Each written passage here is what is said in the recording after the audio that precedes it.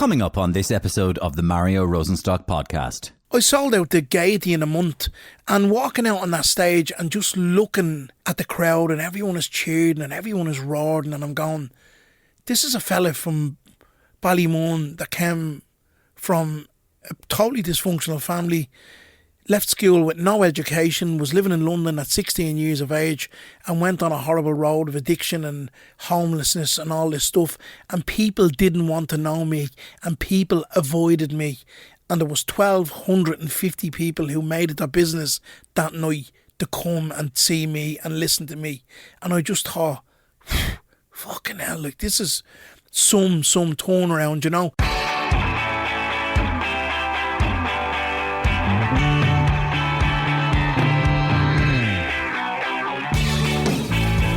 Well, I suppose we all love a great redemption story, and Willa White has one of the best I've come across in quite some time. Born into a highly dysfunctional family, Willa was addicted to solvents by the age of 7, followed by several years of heroin and alcohol abuse, stints in prison, and indeed mental breakdowns.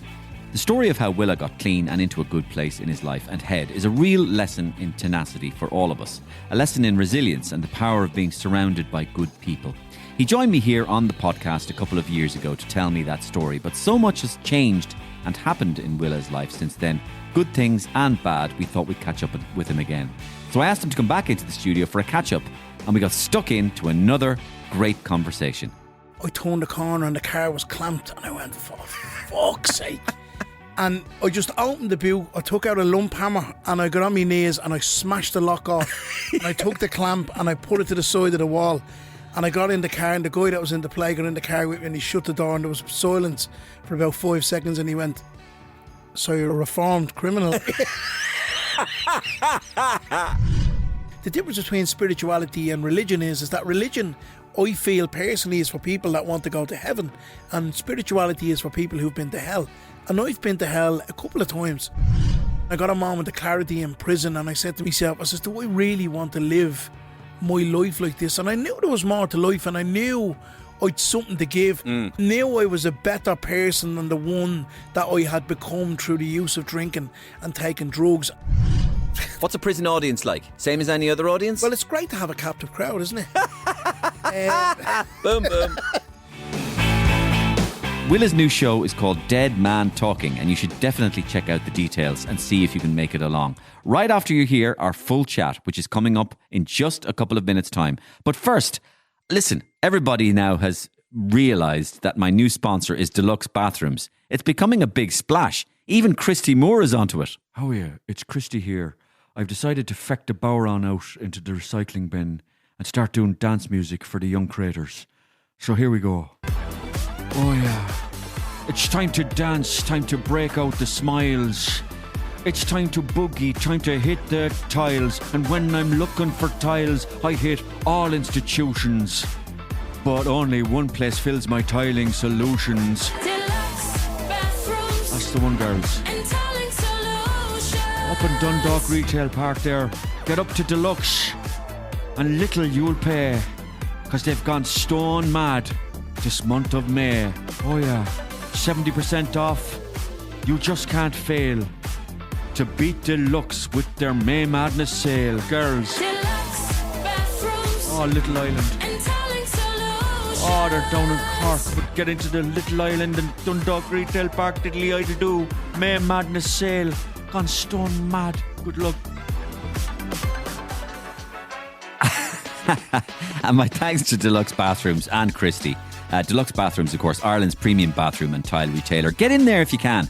Their May Madness sale, which is insane, finishes on June 2nd. They're having sales all the time these days, up to 70% off. It's amazing what you can get in there. I've seen it firsthand with my own eyes. It's really incredible. So thanks to Deluxe. Okay, let's get straight over to Willa White for the main chat. As I said earlier, Willa was here on the podcast a while back, but as soon as he had left the studio that time, I discovered something wasn't right. So Willa, you were on, thank you so much for coming in again. Very welcome, and Mario. you were on my podcast a few years ago. I was, yeah, and a few years back. we had a really great chat. And I remember we spent a long time and we talked about prisons and we talked about addiction and we talked about robbing and we talked about crimes. And then at the end you left and we hugged and you went out and I went, where's my phone? That's why I come back. And I went, Willa has fucking stolen my phone. So I rang my phone, right? Rang my phone. I said, hello? And I went, Willa, who's that? And he went, Willa, why? What's going on? You fucking stolen my phone. Oh, Jesus, yeah, sorry. I answered the fucking thing. So we ran out of the studios onto Grafton Street and we ran down South End Street. And there's Willa. And he's sitting in an open top navy Mercedes. No, it was a 320i BMW convertible. Oh, Jesus. A convertible. And the reason And he'd taken my phone after we spent an hour talking about criminality. And he rocked out with my fucking phone. That's actually funny you should say that, because I was actually doing a play in the Project Arts Theatre about 2 years ago. And I was explaining to the guy that I was in the play with, it was a two-hander play, you know, and it was all about criminality as well. And I was telling him how much I've changed since I got out of prison in 2001, and I'm a different man. I live an honest life. And he's like, yeah. And I had the car parked over in the Corporation Fruit Markets at Queen Street there. And when I got over, I turned the corner and the car was clamped. And I went, for fuck's sake. And I just opened the boot. I took out a lump hammer I had in the back, because that's what most moon blokes carry in the back of the car. And I got on my knees and I smashed the lock off. And I took the clamp and I put it to the side of the wall. And I got in the car, and the guy that was in the play got in the car with me, and he shut the door, and there was silence for about 5 seconds, and he went, so you're a reformed criminal? And I was like, oh, you know. I can see that in a movie, just the silence. They're showing you the silence, and he looks slowly up at you, go, so you're a reformed criminal. Yeah. So that was that was kind of like that situation. Well, I've got a habit of doing that, picking up people's phones and walking off. It was just funny. It was just funny. But the whole thing was, I've just seen the I've seen the iconography and the poster for your new show. You know, absolutely brilliant. First of all, I love shows with good names, and I love lads that take the effort to make good names for their shows. Yeah. Neil Delamere is generally very good at it. He comes up with good names for his shows. Brilliant. And you've come up with a great name for your show. It's called Dead Man Talking. Yeah. And the poster for the show is fantastic because it's done in the style of a mass card. Yeah. Leanne, it says, with sincere sympathies on top, and there's crosses and everything on it. And it's basically I'll show you it's basically like a funeral card for Willa. Yeah. And you're invited to this performance. Do you know what I mean? With sincere sympathies. My missus can't look at it. Yeah. She said it freaks her out. Yeah. It would, yeah. And I didn't consult anyone kind of before it. We just come up with the idea, myself and a guy of MCD, and I went, that's definitely the poster. But people were kind of looking at it in the beginning when it was online and going, oh, Jesus Christ, is he dead? Like, do you know what I mean? And I'm not. just to let people know. It's funny, and it really suits the kind of mischievous humour that you have, and the humour that you find. And I think what people really dig about you is that thing that, like, you are invariably talking about dark material, but you come above it. You rise above it. Your chin stays up. Your glint stays in the eye, and you see the humour that existed between people and in situations between people, even people that have passed, and even members of your family that have passed. Yeah, so it would be nearly, it's just over a year. I lost my mother on the 14th. I actually do this. I'm writing a new show at the minute, and I got on stage the other night and I says, I lost my mother there a while ago, and people are going, oh. I said, look, 1 minute we were in the shopping centre, like, and the next minute I turned around and I'm like, where are you? You know, that's just kind of the joke, you know. That what I did, I lost her, and she was an amazing woman. She was a woman that came from a family of 9 and was kind of treated as the black sheep of the family. And she had dyslexia, and the nuns didn't know that she had dyslexia, and she didn't know that she had dyslexia, and she was beaten around as a kid and was kind of much getting no love at home and no love in school, but was a woman through her life, was very, very resilient and gave out a lot of love. So she passed on the 14th of May last year. I'm sorry, she was the last. That was since you were on. Yeah. So she was the last remaining member of my family to go. So now I'm kind of like the modern day Oliver.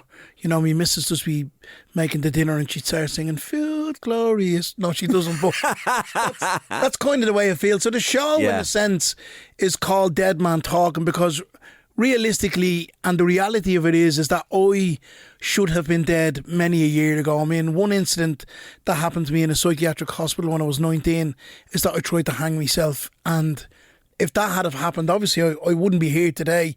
But I'd have been gone before my 3 family members. And I just kind of thought that I find that when you talk about people that have gone, they are still keeping a bit of them alive. And what I realised when the first member of my family passed away was my sibling and my sister Susan. It was kind of like my sister, my brother, and my mother and my father all congealed into one thing. And she passed away in the hospice down in not Harold's Cross, sorry. I beg your pardon, down in Raheny in St. Francis. Yes, I know And it. I got a moment, and I actually walk there now. I do a bit of a charity walk every Thursday. I go down and I'm a coffee jar barista. I go around and make coffee and tea for the visitors and for the people that are in there with, who are terminally ill. Yeah. And I got a moment of clarity when my sister was passing away, and this was in 2010, and I thought that it's much more difficult for the person that's passing away, because the person that's passing away is losing everybody. They're not going to see everybody again. And we're only losing one person. Even though as tragic as that may seem for us, I could just only imagine what it's like for the person who's in the bed that they're inevitably gonna die in, They also worry for everybody, even though they're Yeah. passing. I've seen this before. I mean, you say for St. Francis. I've done a bit of work with the hospice up in Harold's Cross. It's where my father passed. Yeah, Yeah. And so and a lot of people who are going to pass, they worry a lot. Yeah. And you'd be kind of going, Jesus, do you not have only kind of one major thing to worry about here? And no, Yeah. they're worrying about the people they're leaving behind. They're worrying Yeah. about the effect that their passing will leave on the people that they are leaving. And it's devastating for people. And, so it's very hard, isn't it? Yeah. It's another weight on their shoulders. It definitely is.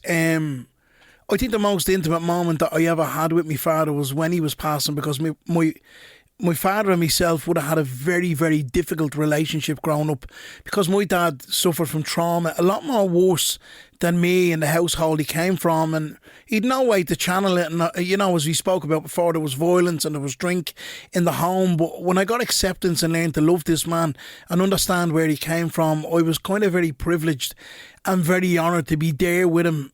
And there was only me and my dad when he passed away.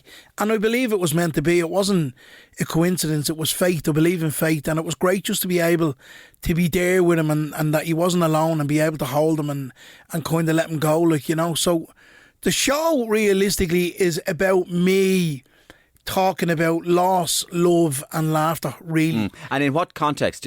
Sorry, not context, but do you just stand there on stage? There's no props necessarily? No, there isn't. No, so it's stand up, and it's stories mostly about my family members and some of my friends who have passed on, and just kind of reminiscing and talking about them. And do you find that there is a lot of laughter? Well, I hope there. There is. Come here, listen. Obviously, you're a comedian and a podcaster. Yeah. The stories are funny. Yeah. And it's But like, do you find? Sorry for interrupting, though, because do you find that the reaction to your stories can change on a nightly basis? 100%. Yeah. Yeah. Sometimes less laughter, sometimes more sorrow. Yeah. I think when people realise that, what I'm telling is the truth, that I'm not fabricating a story, it can go differently. And look, at the moment, I'm kind of trial running it in small clubs, just going in unannounced and just turning up and doing it. And the reactions can be different. What I find is very, very different and can be very, very challenging as well, is that you're going into small comedy clubs in town, the likes of Stitches, or there's an open night, the Cheeky Monkey downstairs in the International. Yes. And sometimes you've got a lot of tourists, and they kind of don't get the humour and what I'm talking about. So you're kind of second guessing yourself, and you're saying, does this actually work? They're not going to be your They're not going to be your audience. And that's exactly what I'm saying. But I've got good faith in it, and I'm really, I'm nervous, I'm anxious, I'm kind of suffering with a little bit of self-doubt, but I know it's going to be all right. It's going to be fine. It's going to be fine. And the other thing maybe to encourage you is, and this is a bit weird one, but Irish people are very good at talking about passing and people dying. We are peculiarly used to it, good at it, almost celebrating it. I mean, not many other countries do a wake. Where they have an open coffin and stare around the body, Yeah. eat sandwiches and go and talk about, did you see Trump? And your man is lying there in the coffin. Yeah. Trump is an awful arsehole, isn't he? Yeah. And they're literally talking about, Well, I spoke to a guy, and this is a true story. He works for a girl who's a friend of mine. She's an undertaker called Edwina Fitzgerald, and they're based in Rush. Not that that's a plug for them or anything like that.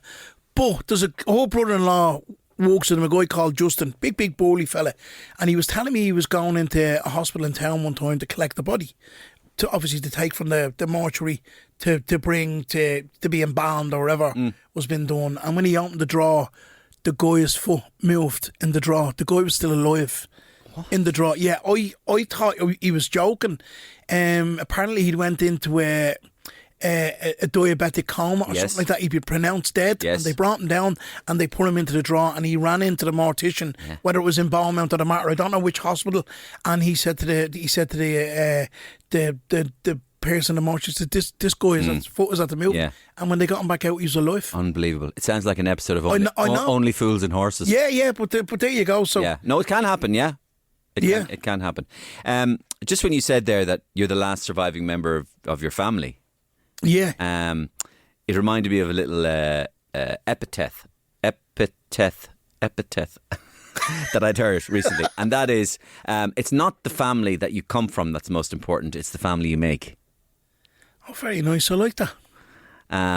For me, that would be particularly worthwhile because I come from a very kind of unstable background, family background, a lot of alcoholism involved and family breakups. Yeah. And it made me very determined and almost ambitious and like to dream of having my own family and making things better.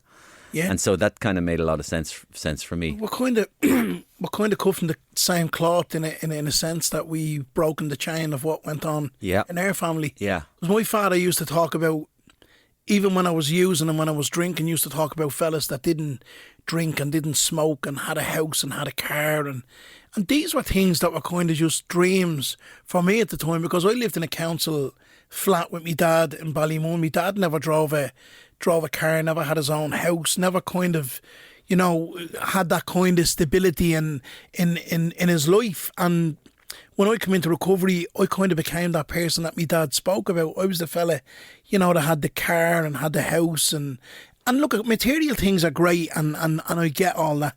But for me, recovery for me and being okay with yourself on a daily basis is mentally being stable in your mind, because all the material things in the world will not do anything for you if you're not right upstairs. It's like I heard someone saying before, there's no point in being, Dolce & Gabbana on the outside and Oxfam on the inside. You need to kind of find the balance, whether it's St. Bernard or pennies or... Do you find with your recovery and your attitude towards recovery and the whole nature of recovery that honesty is very important? And did you take that honesty further in your life? Like, for example, if I was to ask you, are you a very kind of upfront, honest person, or do you conceal things from yourself, like we all do? Most of us conceal things, or do you find yourself to be a very upfront, trying almost that when you recover, there has to be a certain face-to-face recovery with yourself and honesty, isn't there? Yeah, of course there is. And do you take that honesty further into your life? Or? No, I do, but like the 3 principles of the 12-step program I'm on is honesty, open-mindedness and willingness. And they say once you've got honesty, open-mindedness and willingness, that you're well on your way to recovering. Now there could be some days where I'd have honesty and open-mindedness and no willingness, or have, most days I try practice the 3 of them. And I will be as honest as I can be. Obviously there's stuff that I've done in the past when I use, like if I'm making amends to people, I've got to be really, really careful of what I'm dragging up from the past.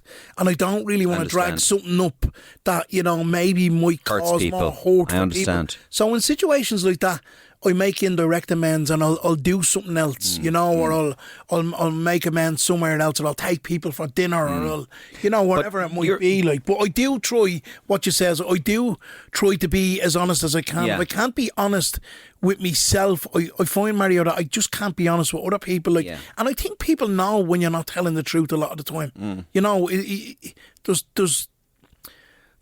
body language stuff, or there's whatever. I think sometimes you can just smell a rat. You can smell when people are and if you are telling lies, I mean, the biggest person that you're lying to is yourself. Like, you know. I mean, you've helped other people, right? Yeah, of course. And like, you're a good communicator, and you're a pleasant personality to be around. Yeah, that would help other people. Can you tell when they're lying to you about recovery, or about their willingness or open-mindedness?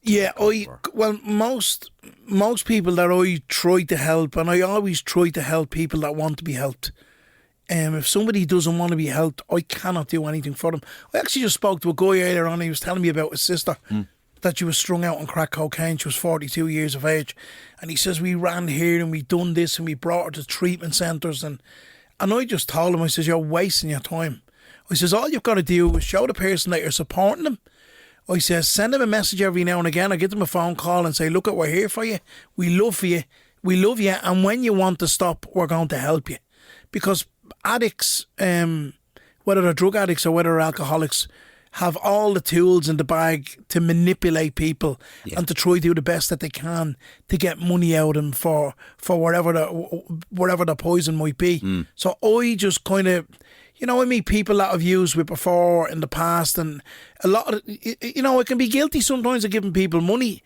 More times I'd rather, you know, like to buy them something to eat, or give them a bit of me time and just say, look, I've been in the position that you're in before. I didn't go to college and practice or get a degree or a diploma and been a drug counsellor, but what I have is lived experience of knowing that I've been in the gutter time and time. And come here, people say to me, what was your rock bottom? I mean, I had a pick and mix of rock bottoms, like, but I just knew the last time when I got a moment of clarity in prison, and I said to myself, I says, do I really want to live my life like this? And I knew there was more to life, and I knew I'd something to give. Hadn't kind of figured it out that I wanted to be a stand-up comedian or anything like that, but knew I was a better person than the one that I had become through the use of drinking and taking drugs. And then when I knew that and I noted that, and I asked for help, which was the bravest thing that I've ever done in my life. And I always say to people,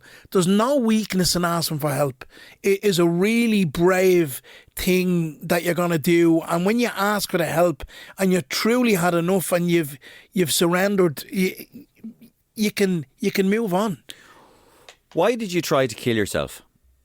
I tried to kill myself because I was a firm believer that in the psychiatric hospital I was in London, which was the Homerton psychiatric unit, intensive care unit, I believed I was going to be in there for the rest of my life. I thought that no family were going to come to take me. I was suffering from psychosis.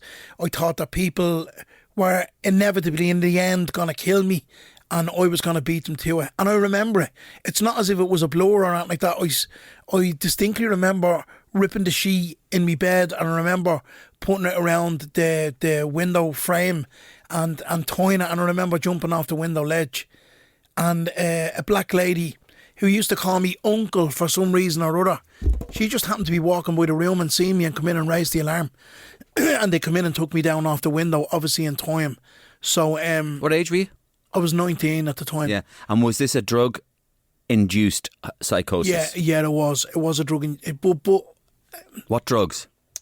LSD, ecstasy, and weed. Wow. Mostly LSD. Had conformed together to... Yeah, well, I'd been out that weekend and I took a load of acid, and I don't know what happened or what went on, but I started suffering with psychosis, and I thought that people were out to get me. Okay. And that there was a hit out on me. But in saying that, I done that in the depths of that. But I also in 2015 took my foot off the pedal in my recovery, and I stopped going to meetings and I stopped connecting with people. I had a lot of stuff going on. I broke up in a long-term relationship. My father was very ill from cancer, and I start. It's like another thing that we say as well. Like an addict on their own is in really bad company, and when I isolated myself away from the fellowship that I went to and the people that I hung around with, I was in a really, really dark place, and I ended up in the house that I bought up in Lake Town, and I got up one morning for work in the house on my own, and I looked at the hatch in the attic, and my head just told me to hang myself as well. So what I'm trying to say is that sometimes you don't have to be in a situation where you're suffering from psychosis or you're at a rock bottom in your life. I had everything going for me back then. Look, I had issues that were going on, obviously with my family, with my dad, Yeah. but nothing that couldn't be resolved. But do you have kind of a natural predisposition towards depression, or No, I actually wouldn't. I'd be a fairly happy kind of go lucky fellow. I wouldn't kind of get down on myself. Okay.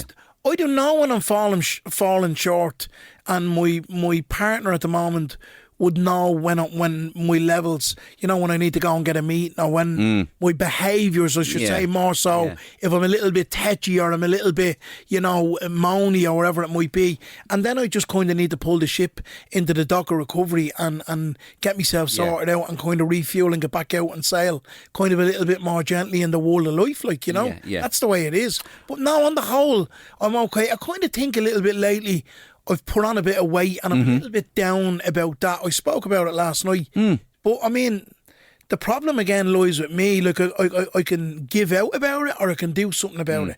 I just find it at the minute really hard to get myself motivated and to do things. I find sometimes I suffer with doing too much and just kind of just taking it, kind of needing to take a little bit of time out. Like last night I was in the house, and I said to my partner, I don't really want to go into town tonight and do that gig, Yeah. And she said, well, why don't you just take a night off? You've been in London for the weekend, you went and done a gig last night, you're going in Wednesday night. Yeah. She says, just take a little bit of time out and chill out. Yeah. And I made the decision to do that, and felt an awful lot better. Yeah. For Do you it. sleep okay? Because sleep is really important for... Do you know what? I'm at that age now at the moment where I get up during the night to go to Jack's, and it's probably twice a night. And I could nearly time it to the times that I get up. Do I sleep okay? I probably don't sleep as well as I should sleep, but I get enough sleep to get me through the day. Okay. Like usually my cut-off point most nights is 11 o'clock. Yeah. And I'm up then in the morning at 6. Oh, okay. Do you know what I mean? So, I'm okay. Sleep is really important for your mood. Oh, 100. Definitely 100%. Yeah. And your diet as well. Because if you're grumpy, you start eating... Yeah. If you're tired and grumpy, you start eating crap. It's about eating the right stuff. I know the difference between... I know that a chicken curry and a chicken salad, which one is healthier. But sometimes your head can just say, So, Willa, the other thing is about you, right? I mean, from a person who does a podcast or a TV programme or a radio programme or a chat show, you're great value. Everybody knows that. So when you're behind your back, when we're talking in research rooms, right? When we're researching, okay, people will go, what about Willa White? And they go, yeah, he's great. His stories are fantastic. Yeah. He gives you the beef, right? He fucking delivers. Yeah. For idiots like us. Yeah. But what I wanted to ask you is, does it deliver for you? Are you okay constantly talking about this stuff? Do you find it helps? Or do you find sometimes it's wearing me down talking about it? No, I don't. I don't think it wears me down talking about it. I think there's great therapy in talking about it. Yeah. Because it also gives me a kick up the arse, and it gives me a reminder of where I was in life and how very easily I can go back to being there as well if I want. Yeah, it reminds you. Yeah, I mean, I looked at some people over in London over the weekend driving around in the car who were once, who I was once in the position that they were in, and sometimes you feel like jumping out of the car and shaking them and going, but that would have never worked for me back then. I know. I don't mind talking about it. It's made me the person that I am today. I like looking back. I think it's good to look back when you've had tragedy in life and acknowledge where you are now in the road that you're on. So the answer to that question is no, and I'll always kind of talk about it, and I'll always remind myself and remember like where I was to where I've come to. I mean, last year was a really, really special year for me, like in terms of achievements. I mean, I sold out the Gaiety in a month, and I was the first comedian to play the Gaiety since Billy Connolly. And that I walked out on stage in March last year in the Gaiety, and I got down on my knees in the green room, and I just says, Jesus, like, this is just, not that I'm a religious person, because I'm not religious. I do have a faith, but I'm not religious in the sense that I go to church or anything like that. I'd be more of a spiritual nature. And I always say to people, the difference between spirituality and religion is that religion, I feel personally, is for people that want to go to heaven, and spirituality is for people who've been to hell. And I've been to hell a couple of times. But I remember before I walked out on that stage, just that feeling, and I was looking at all the greats coming up the corridor, like Tommy Cooper and, you know, all these people that had played there all them years ago. Laurel and Hardy played in Gaiety as well. And walking out on that stage and just looking at the crowd, and everyone is cheering and everyone is roaring, and I'm going, this is a fella from Ballymun that came from a totally dysfunctional family, left school with no education, was living in London at 16 years of age, and went on a horrible road of addiction and homelessness and all this stuff. And people didn't want to know me, and people avoided me. And there was 1,250 people who made it their business that night to come and see me and listen to me. And I just thought, fucking hell, like, this is some turnaround, you know. And then I went on, I'd done the Olympia as well, and I'd another kind of few sellout shows as well that I'd done. And then in the whole lot of it as well, to lose me mum mid-year on the 14th of May, it was very, very bitter sweet in a sense. But I mean, that year, like 2024, is a year that I will never forget for so many different reasons, like, you know. And it's mad, like, and I talk about me past, and I talk about it in me stand-up, and I look back, and at the end of the show, I said to people, like, you just be a little bit mindful when you're looking at someone who's homeless on the street, because you never know, in a few years' time, you could be just buying a ticket to come and see them in the Gaiety, like. Yeah. So you just don't, everyone belongs to somebody. They all have a story. Yes. You know, some of them are there for valid reasons, and some of them just fell on hard times and probably fell behind and couldn't pay bills and ended up on the streets, you know, and other people have mental health issues, but they all belong to somebody. They're always someone's mother, father, brother, sister, or whoever it might be, like. So I just, you know, I always say to people, just be a little bit mindful, and it's a lot more than just throwing them €1. You know, just kneel down and ask them, are you okay? Or, you know, would you want me to get you a cup of coffee or something like that, you know? Sometimes they just want your time. A lot of them don't want your money, like, you know. I always try, you know, push that home to people and just say that to people, if you can be a little bit mindful of the person, not of just their needs of wanting material. You just give them a little bit of time. It's like, time sometimes, yeah.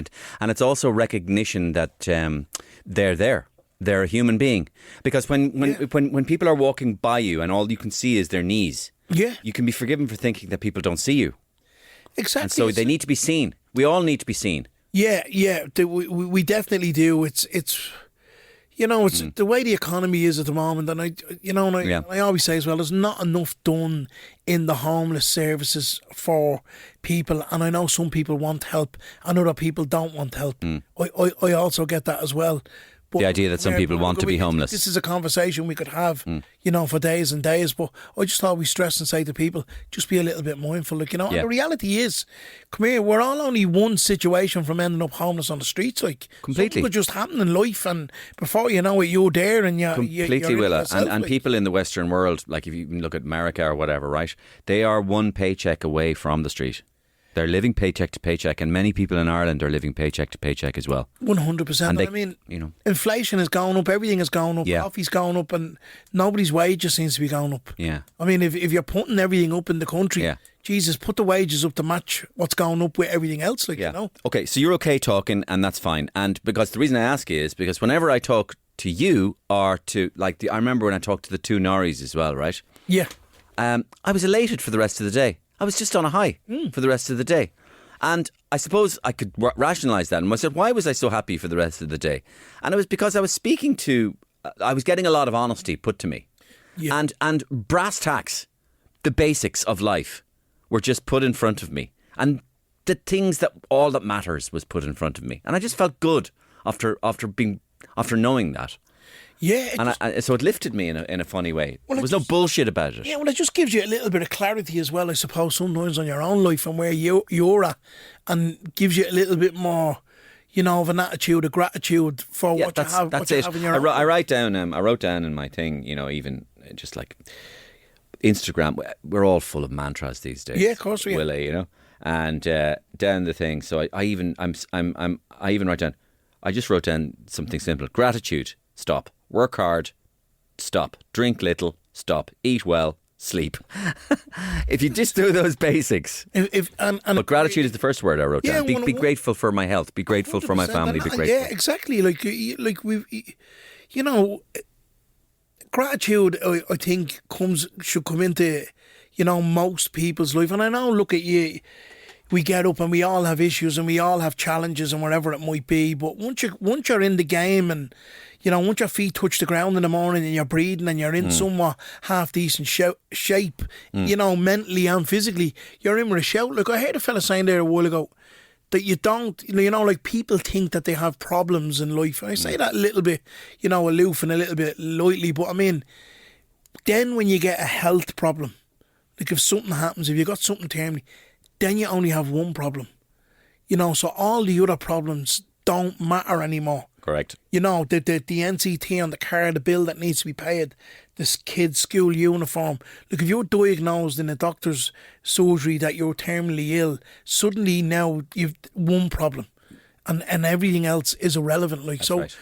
Just be, as I said, be grateful for what you have and be grateful that, me and you can leave here today and the sun is shining out and, that's it. Everything is kind of all right, like, I want to talk to you a little bit about prison. Yeah. And, I mean, obviously how long did you spend in prisons? And how many times did you spend in prison? The last time I was in prison, I got a 5.5 year sentence with a review after 3.5 years. So I got out after that. But all in all, I've probably spent about 7 or 8 years of my life in prison. Okay. Yeah, I was in an English prison awaiting extradition for 6 weeks in Brixton, which was completely different to the Irish prison system. Why? Because you're locked up for 23 hours a day. Yeah. It's a 23-hour bang up over there, whereas over here it's not. You get out for a bit, and it's a completely different system. The food is completely different. How? Because you don't get a lot of food in an English prison. And it's like the films. You get a tray with different kind of cavities in the tray, to put your stuff into. Look, if you're in an Irish prison system over here, for example, if you're in Mountjoy prison, chances are that one of your mates is going to be in the kitchen. Do you know what I'm saying? It's always the same, or someone on your landing. So you'll always get extra food. You're not left famished and you're not left hungry. You'll always be full, and there's always plenty of. And there's a bakery in Mountjoy. They have their own bakery. So you've always got plenty of bread. And then in the night time, you can have a jam sandwich or a cup of tea or, or a bowl of cornflakes or whatever it might be. I just kind of found that if you hadn't got a shop order, especially when someone from a different country, it's an awful lot different, because I'd know mates on that wing that I could knock on the door and say, look, can you give us this till whenever. I was kind of alone in a sense. But yeah, the English prison system is completely different than the Irish prison system. Bigger prisons. Couldn't get over that the guys that were up on, cause there's 4 landings in most of the Victorian jails in England, like the likes of Wormwood, Scrubs and Wandsworth and Brixton and Waltham in Liverpool all have 4 landings, and most of the 4s, the people up on the 4s, are all lifers, fellas that are in doing life sentences. And I couldn't understand. The first morning I got up, I kept hearing birds chirping, and I was looking, but a lot of them have budgies and canaries. On the fourth, up on the 4th floor, yeah. So it was kind of like the Birdman from Alcatraz. Yeah. Well, that's what I'm kind of saying. You hear people saying that they're doing board. I don't know. Does it come from that? But I'm maybe, yeah. Well, the Birdman from Alcatraz, you know about him. Yeah, great film, Burt Lancaster. That's right. Yeah. And black and white, wasn't it? Black and white, and he was life in for life, And so he raised a little bird. He had a little bird all the time there. So the Irish prison system is somewhat different. So you're up in the morning, the door's open, you're out, you get yourself washed, ready. Then you get down and you get your breakfast. You come up, the door opens, you're out for a couple of hours. Then you're out to the yard. Then you're back in for your dinner. Then you're back out again for a couple of hours again in the afternoon. And then you're back around for your tea. And then you're back out then for a couple of hours in the evening, recreation or the yard or wherever it might be. So the prison system here has somewhat, in a way, changed. How? Well, first and foremost, they've got toilets in the cells, which they didn't have when I was in prison. We had a thing called slopping out. So basically, you had a piss pot, and you went to the piss in the pot. And if you wanted to go to the Donald Trump, you got on the bell at night, and they'd open the door, and they'd let you. Sorry, where did they? That isn't even rhyming slang, for fuck's sake. Oh, sorry, it is. Donald Trump. Yeah, if you wanted to go, yeah. Well done. Yeah, or a Barry White. I know the Barry. The Barry. Yeah. If you wanted to go for that, you done that. But then in the mornings you go down, and it's in the play that I done with Gary. It's like you go down there some mornings and you're emptying out your piss pot in an area where the toilets are, the sinks are, where you're brushing your teeth some mornings, and guys come down late and they empty out the piss pot right beside where you are. So it's inhumane, and it's like what I say. Oh, there's one thing I will never forget in life is the smell of the landings when you get down there, the slopping out area in Mountjoy Prison. Yes. So it's changed in a sense that you've got a toilet in your cell now. It's still overcrowded. Yeah. It was still overcrowded when I was in there. Yeah. When I got out in 2001. Yeah. And when I went in 1997. And it's like what they say, if nothing changes, nothing changes. They really need to build another prison. And because the environment that's Mountjoy at the moment is overcrowding. When you've got 3 or 4 people in a cell, and when you've got something overcrowded, it's like if you put 6 or 7 dogs into a pen that 2 dogs are meant to be in. There's going to be fights, and there's going to be trouble, and that's what's happening. And there's not enough school places in the schools for people to accommodate the prison regime that's in there to go, and do whatever they might want to do, whether they're doing their leave or not, because everyone is looking for a place. So it's overcrowded. Then you've got the segregation, which has changed a lot in a sense because of all the gangs now in Dublin and the stuff that's going on with different areas, say Crumlin, Finglas, Ballymun, and if they're all warden, they're all on different landings. So they're kind of kept with themselves. And then you've got guys who are in on protection from other prisoners because of stuff that they do on the outside. So you have a segregation unit as well, and it's overpopulated and it's understaffed, and it's not only hard for the prisoners, but it's also hard for the staff to staff it and to man it and to look after it, because they're under severe pressure. They're dealing with probably a third more of what should be in there, or half more of what should be in Mountjoy, and it's harder for them to deal with. What? Yeah, go on. Yeah, I just noticed that with prison officers as well. And I mean, I owe my life to a prison officer. A prison officer gave me the help that I needed. A guy called Mark Farrell, who I'm still in touch with and will be forever indebted with for his help, and he knows that. But I see prison officers over the years going in and they're all slim and they look great and they're going to the gym and all that. And then as you keep going back all the time over these sentences over the years, they can't take the stress. They've no weapons to fight them.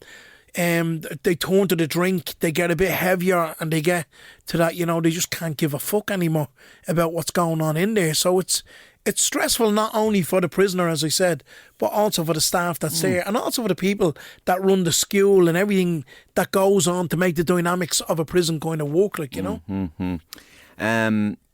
mean,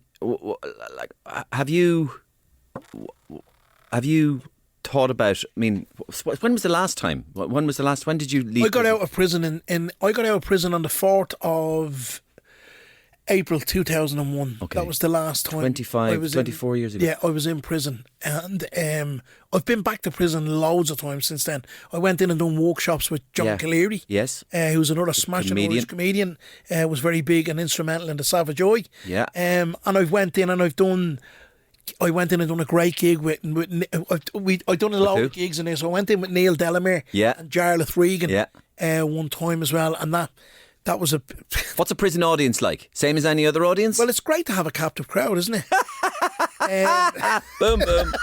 They're great. They're really, really good. And the gig was great. And myself, Neil and Jarlath went in and it was an experience. Then another time I went in with Andrew Maxwell and Andrew was filming a documentary and he brought his father in. And the auditorium, which is where the stage is upstairs in Mountjoy, was closed at the time. So they were bringing us onto A-Wing Rec to do the gig. And I said to the officers, is this a good idea? Like, because I know what A-Wing Rec is like. So we went over and there's guys injecting heroin and smoking heroin on the wreck, and it's just completely off the wall. And Andrew Maxwell's dad was like, what the fuck is going on here? And I says, this is Mountjoy, like, this is what goes on in this place. So yeah, I've been in loads of times. I went in, I've done workshops and I've done gigs, and then I've done stuff in young offenders institutions in the likes of Oberstown up there, which they call a detention centre, and I say that very, very loosely. Yes, it's a high security. That's okay. Go on. It's a high security prison. Is exactly what it is for young offenders, and some of the kids up there, and I was only up there a few weeks ago, are only like 12 and 13 years of age, like, and they're in with guys that are up to 18. So I try my best to go in and try my best to give a little bit back and try to give people a little bit of hope that and they can completely make it.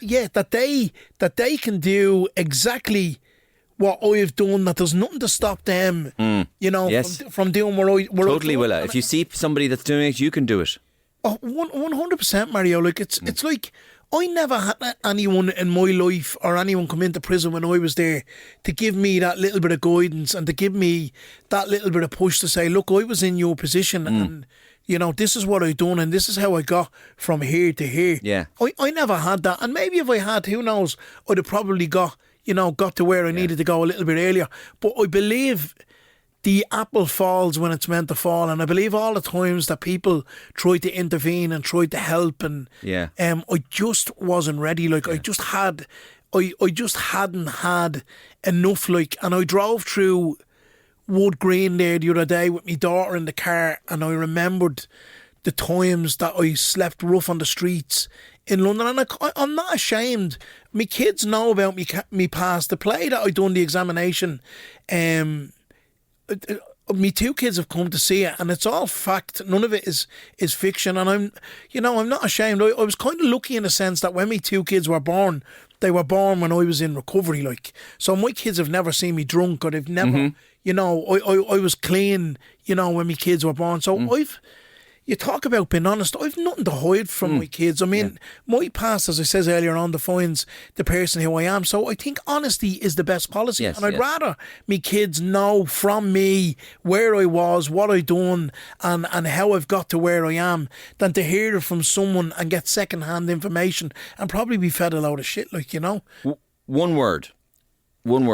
What is the hardest thing about prison? One word. Family. Not having them. Yeah. Missing your family. Okay, so loneliness. Yeah, definitely. Yeah. Other people have said, I've heard other people talk about it, and they say it's an underestimated word, but the word is boredom. Yeah, no, I was never bored in prison. I always kind of, even when I was on drugs, I had something to do. We done a few plays in Mountjoy as well, and we done a version of the play on the Stars. Yeah. Everyone was on heroin in the play. So, I mean, that in itself, if RTE or something, or BBC got a hold of that, would have been probably one of the funniest things you'd ever see in your life. But it was an amazing play. We done an amazing performance. I done the Borsal Boy as well in there, with a woman who I'm still in touch with to this day outside. So, look, come here, you can be bored if you want to be bored, but I mean, it's prison. It's family for you. Stay. You can say, my big thing for me was definitely family. Yeah. Missing me family, and 2001 is a long time ago. I mean, Ireland has changed a lot since then. Dublin has changed, I think. 100%. But I suppose you'd be better to comment on the inner city side of Dublin that's changed. Do you think it's changed a lot? I mean, for example, I'll tee up the question for you. And what I'm trying to say is, there obviously you've heard there's a lot of talk, in the last 5-10 years about just the feeling of kind of danger, more danger on the streets, all that sort of stuff. Do you see that? Do you think there's a change? Yeah, I think there's a change, but, I I think what happens is that when, and and I don't like getting caught up in the politics of, of people coming into the country and that.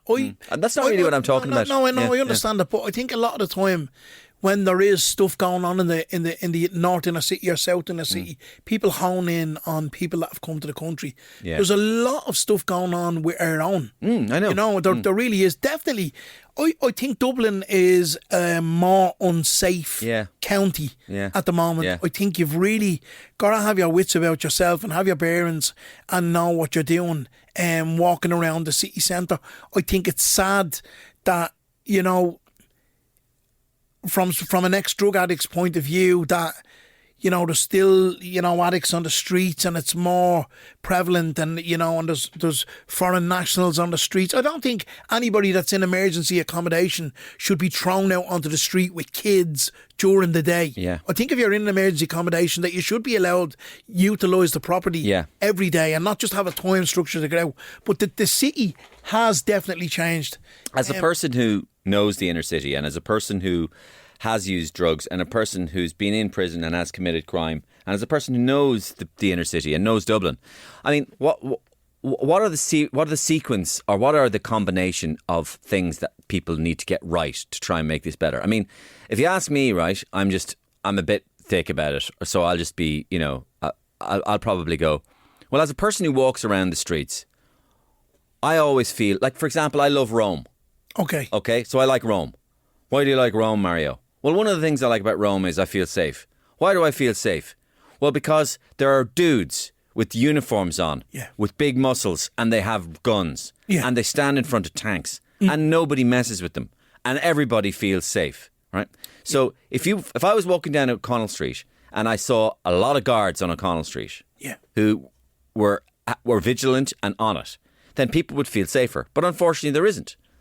Okay, so is that one of the problems, or are we talking more about the rehabilitation of addicts? Is that more where we should be talking about? I think it's a rehabilitation of society. I think that it's definitely two of them things. It's definitely there's not enough guards. Yeah. I don't think there's enough incentives to be a guard, or enough incentive for people to go and be a guard. No, you're right. Like, they're dropping off. Come here, it's one of the toughest jobs in the city. Don't get me wrong. There's a lot of the guards. I think, not that I think, there's a lot of guards that abuse their power.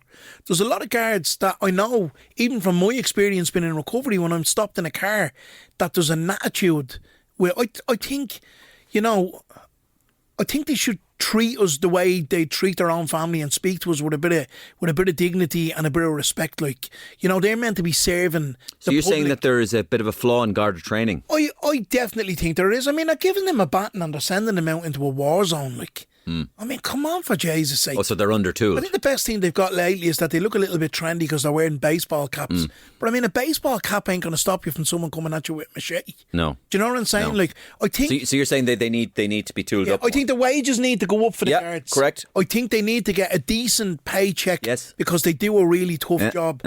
I think as well is that they should be all wearing body cams, because then it will show the ombudsman and it will show the seniors in the Gardaí Síochána how people are being spoke to and how people have been treated in the city. And once they see that and it's there, they can do something about it.